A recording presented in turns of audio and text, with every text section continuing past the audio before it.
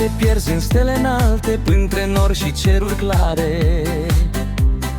De nu mai uita în carte, suflet drag al vieții mele.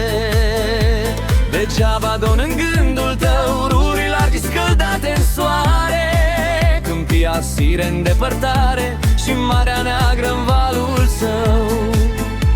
Piramide vechi și mute își ridică vârful mare, nu căta în depărtare fericirea ta pierdută.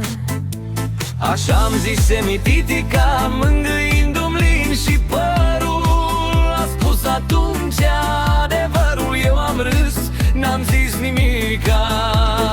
Hai în codrul cu verdeață, unde plâng izvoare în vale, stânca stă să se prăvale în prăpastia măreață. Acolo în ochiul de pădure, lângă balta cea senină și sub trestia cea lină, vom ședea în foi de mure.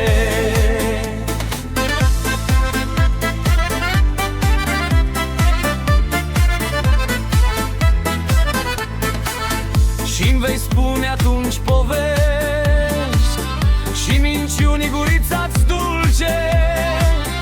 Eu pe o floare ce se duce, voi vedea de mă iubești.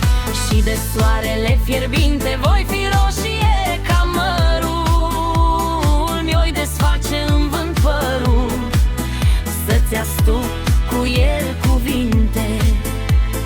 Dacă-mi dai o sărutare, nimeni în lume n-o să știe, căci va fi sub pălărie.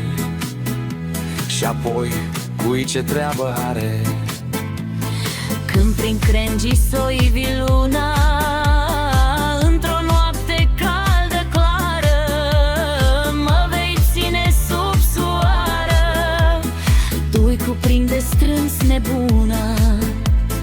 Pe cărare-am frunze dese, coborând spre sat în vale, ne-om dat sărutări pe cale, dulci ca florile ascunse. Și ajungi la poarta casei, vom vorbi în întuneric. Grija noastră n-o știe nimeni, cui pasă că mi-ești drag.